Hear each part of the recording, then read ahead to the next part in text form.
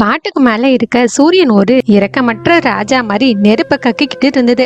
காட்டுல ஆக்சிஜன் கம்மியாவும் வெப்பம் அதிகமாவும் இருந்தது. ஒரு பழைய ஆலமரத்துக்கு அடியில கிக்கோ கிளியும் கீக்கி கிளியும் தாகத்தோட உட்காந்துக்கிட்டு இருந்தாங்க. ஏங்க, என்னால தாங்க முடியாது. ரெக்கை அசைக்க கூட என்கிட்ட தெம்பு இல்ல. நம்ம தாகத்தால இங்கேயே இறந்துருவோமா?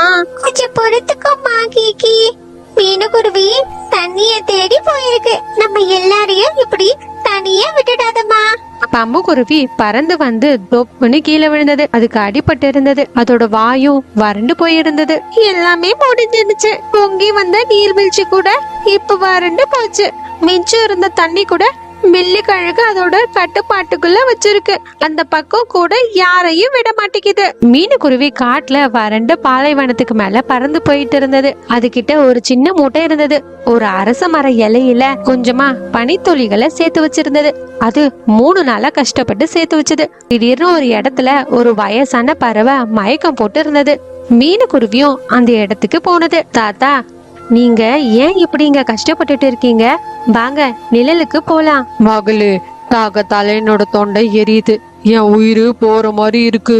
மீனுக்குருவி கொஞ்சம் கூட யோசிக்காம அது கஷ்டப்பட்டு சேர்த்த பனித்துளிகளை எடுத்து அந்த தாத்தா கிட்ட கொடுத்தது. தாத்தா, இந்தாங்க, இத குடிங்க. என்கிட்ட கொஞ்சம் பனித்துளிகள் தான் இருக்கு. இத குடிச்சு உங்களோட உயிரை காப்பாத்திக்கோங்க. ஆனா மீனு, இது உன்னோட வாழ்வாதாரமாச்சே.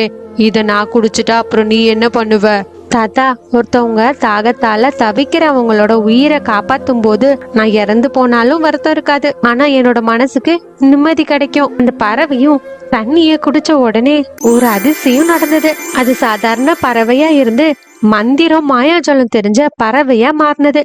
அதுகிட்ட இருந்து தங்க கலர்ல மினுக்கிற ஒரு சின்ன விதைய எடுத்தது. மகளே, உன்னோட கருணை தான் இந்த காட்டையே காப்பாத்த போகுது. இந்த மாயாஜால இளநி விதைய நிறைய பறவைங்க வாழும் வறண்ட இடத்துல விதைச்சு வை.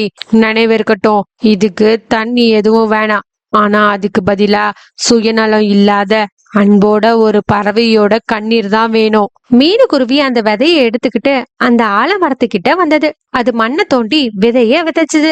காட்டுல இருக்க அவல நிலைமையையும் தாகத்தால தவிக்கிற குழந்தைகளை பார்த்து அதால பார்க்க முடியாம கதறி அழக ஆரம்பிச்சது. அதோட கண்ணீர் தரையில பட்ட உடனே பூமிக்கு அடியில இருந்து ஒரு பயங்கரமான இடி சத்தம் கேட்டது. இது என்ன சத்தம்? நிலநடுக்கம் எதுனா வரப்போதா? அடுத்த கொஞ்ச நேரத்திலேயே ஒரு பிரம்மாண்டமான பச்சை கலர்ல மரத்தண்டு பூமியை கிழிச்சுக்கிட்டு வளர ஆரம்பிச்சது. அது எவ்வளவு வேகமா வளர்ந்ததுன்னா கொஞ்ச நேரத்திலேயே வானத்தை தொட்டது. அது ஒரு பெரிய தங்க நிற இளநியா காய்ச்சிருந்தது. அது ஒரு பெரிய அரண்மனை மாதிரி இருந்தது. ஓய் மாயாஜால மரகதமே, நீ உண்மையாலே எங்களுக்கு உதவி பண்ணதான் வந்தியா? இல்ல தாகத்தால மண்டை குழம்பி இப்படி எல்லாம் தெரியுதா என்ன? இது எல்லாம் பிரம்மையா இருக்குமோ? பயப்படாத மீனோ, நீ மத்தவங்க கஷ்டப்படுறத பார்த்து சிந்தின கண்ணீரோட பலன் தான் நான் வெறும் வீடு மட்டும் இல்ல, உன்னோட கருணையின் பிரதிபலிப்பு. நீ பிரம்மாண்டமா இருக்க. உன்னை தொட்டா நல்லா ஜில்லுன்னு இருக்கு. ஆனா வெளியே இருக்க சூரியன் என் ஆயிரக்கணக்கான ஃப்ரெண்ட்ஸ் அவங்க ஃபேமிலியோட உயிரை குடிச்சுக்கிட்டு இருக்கு. உன்னால அவங்க எல்லாருக்கும் இடம் கொடுக்க முடியுமா? மீனுக்குருவி மத்தவங்களோட வலிய புரிஞ்சுக்கிறவங்களுக்கு மட்டும்தான் என்னோட கதவு திறக்கும். நீ வீட்டுக்குள்ள வந்து பாரு. உன்னோட குடும்பத்துக்காக நான் என்னெல்லாம் அலங்கரிச்சிருக்கேன், ஏற்பாடு பண்ணி இருக்கேன்னு. அலிபாபாவோட திறந்தடி சீசேம் கதவை போல தானாவே இளநீ வீட்டோட கதவு திறந்தது. மீனுக்குருவியும் உள்ள போய் பார்த்தது. ஆஹா, இங்க இருக்க காத்து சந்தனம் போல நல்ல மனமா இருக்கே. ஆமா, அது என்ன? இங்க சுவர் எல்லாம் கண்ணாடி மாதிரி டிரான்ஸ்பரண்டா இருக்கு. ஆமா மீனுக்குருவி, இது ஃபர்ஸ்ட் ஃப்ளோர். இந்த சுவர் எல்லாம் வெளியே இருக்க அழகா காட்டும். ஆனா வெளியே இருக்க வெப்பத்தை உள்ள வர விடாது. அங்க பாரு, சுவர்ல இருந்து ஒழுகுற சாதாரண தண்ணி இல்ல, அது வாழ்க்கையோட அமிர்தம். எல்லாரும் இங்க வந்து தாகத்தை தணிச்சுக்க சொல்லு. ஆமா, மேல போற படிக்கட்டு எல்லாம் எங்க போகுது? அதுவா? அது செகண்ட் ஃப்ளோர். அங்க பறவைங்க எல்லாம் ரெஸ்ட் எடுக்கிறதுக்காக செஞ்சது. அங்க வெல்வெட் போல நல்லா மெத்து மெத்துன்னு புள்ளி எல்லாம் வளர்ந்துருக்கு. களைப்பா இருக்க பறவைங்க எல்லாம் அங்க நிம்மதியா ரெஸ்ட் எடுக்கலாம். அப்புறம் 3வது மாடியில வானத்துல இருக்க குளிர்ச்சியான காத்த சேர்த்து வச்சிருக்கேன். அப்புறம் இனிப்பான பழங்களும் அங்க இருக்கு. அதனால மதியம் அடிக்கிற வெயிலோட சூடான காத்து உங்களுக்கு ஆடி மாச குளிரான காத்து போல இருக்கும்.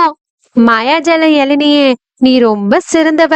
எங்களோட இந்த சின்ன காட்டுக்காக நீ எவ்வளவு பெரிய உதவி செஞ்சிருக்க. நான் ஒன்னும் சிறந்தவ இல்ல. உன்னோட அந்த ஒரு துளி கண்ணீர் தான் சிறந்தது. உன்னோட மனசுல அன்பு இருக்கிற வரைக்கும் இந்த சுவர் எல்லாம் உடையாம ஸ்ட்ராங்கா இருக்கும். ஆனா என்னைக்கு இந்த இடத்துல வெறுப்போ இல்ல பேராசையோ கால் எடுத்து வைக்கிதோ அன்னைக்கு நான் கல்லா மாறிடுவேன். நான் உனக்கு சத்தியம் பண்றேன், இந்த வீடு அன்பின் கோவிலா இருக்கும். அம்முக்குருவி, கீகோ கிளி, இங்க சீக்கிரம் வாங்க, வந்து பாருங்க. இந்த மாயாஜல இளநீ வீடு நமக்காக ஒரு சொர்க்கத்தையே உருவாக்கி இருக்கு. அதே சமயத்துல மில்லி கழுகு அதோட கேங்கோட ஒரு பெரிய கல்ல கையில வச்சுக்கிட்டு மிரட்டினது. எல்லாரும் பின்னாடி தள்ளி போங்க. எல்லாரும் என்கிட்ட கெஞ்சி கேளுங்க. ஏன்னா இந்த இடம் என்னோடது. அதனால இந்த மேஜிக் மரமும் எனக்கு தான் சொந்தம். இதுக்கப்புறம் நான் ஜாலியா ஜிலு ஜிலுன்னு அரண்மனையில தான் நான் மட்டும் வாழ போறேன். வீட்டுக்குள்ள வரணும்னு ஆசை இருந்தா எனக்கு 2 மூட்டை தானியம் கொடுக்கணும். முதல்ல எல்லாரும் இங்க இருந்தே கிளம்புங்க, இல்லனா என்னோட ஆளுங்களை விட்டு அடிச்சு காலி பண்ண சொல்லவா. மில்லி கழுகு ரொம்ப பெருமைப்பட்டுட்டு அந்த இளநீ வீட்டுக்குள்ள போலான்னு நினைச்சது. உடனே அந்த மாயாஜல மேஜிக் இளநீ வீட்டுல இருந்து விசித்திரமான சத்தம் வந்தது. மின்னல் வேகத்துல கதவு எல்லாம் மூடிக்குச்சு. அதுல மில்லி கழுகோட கையும் மாட்டிக்குச்சு. காப்பாத்துங்க, காப்பாத்துங்க, என்னோட கையும் மாட்டிக்குச்சு. மீனோ, என்னை எப்படின்னா வந்து காப்பாத்து. இந்த வீடு என்ன சாப்பிட பாக்குது. அந்த இளநீ வீட்டுல இருந்து ஷார்ப்பான முள் எல்லாம் வெளியே வர ஆரம்பிச்சது. மில்லி கழுகுக்கு ரொம்ப பயம் வந்தது. இந்த இடம் மத்தவங்களுக்கு குளிர்ச்சியை நிம்மதியை தரும். ஆனா மத்தவங்களை கொடுமை பண்ணிட்டு பொறாமப்படுறவங்களுக்கு இங்க இடம் இல்ல. பேராசையோட முடிவு எப்பயுமே துன்பத்தை தான் தரும். மாயாஜல இளநியே, தயவு செஞ்சு மில்லி அண்ணாவை மன்னிச்சிரு. பசியாலையும் தாகத்தாலையும் அவர் மண்டை குழம்பி இப்படி பண்ணிட்டாரு. அவரும் நம்ம குடும்பத்துல ஒருத்தர் தான். மீனுக்குருவி இப்படி பேசினதை கேட்டு இளநீ வீடும் அதோட கோபத்தை விட்டுட்டு திரும்ப பழைய நிலைமைக்கு வந்தது. கதவு திறந்ததும் மில்லி கழுகும் கீழே விழுந்தது. அது பண்ணதை நினைச்சு அசிங்கப்பட்டு அவமானம் பட்டது. என்ன மன்னிச்சிரு மீனோ. மத்தவங்க கூட ஷேர் பண்றதுதான் சந்தோஷம் அதிகமா இருக்கு.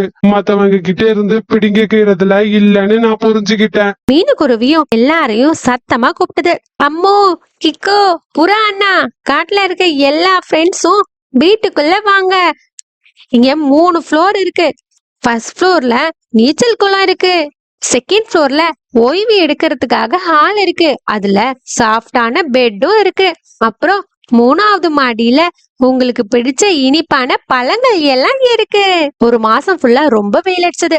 ஆனா அந்த இளநீ வீட்டுக்குள்ள 18 டிகிரி செல்சியஸ் போல ஜில்லுன்னு இருந்தது. எல்லா பறவைகளும் பாட்டு பாடிக்கிட்டு ஜாலியா இருந்தாங்க. மேஜிக் கோகனட் வாட்டரை குடிச்சு எல்லாரும் மீனுக்குருவிக்கு நன்றி சொன்னாங்க. கடைசியா ஆடி மாசத்தோட முதல் சாரல் மழை விழுந்தது. காட்டோட வெப்பம் அணைஞ்சு போச்சு. அந்த மாயாஜால இளநீ வீடு மண்ணோடு மண்ணா மறைஞ்சு போச்சு. ஆனா அந்த இளநீ வீடு இருந்த இடத்துல எப்பயுமே வத்தி போகாத ஜில்லுன்னு ஒரு பசுமையான கிணறு உருவானது.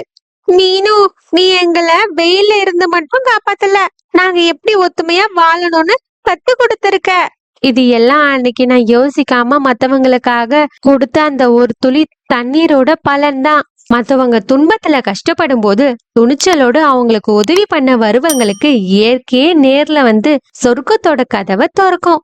Please subscribe.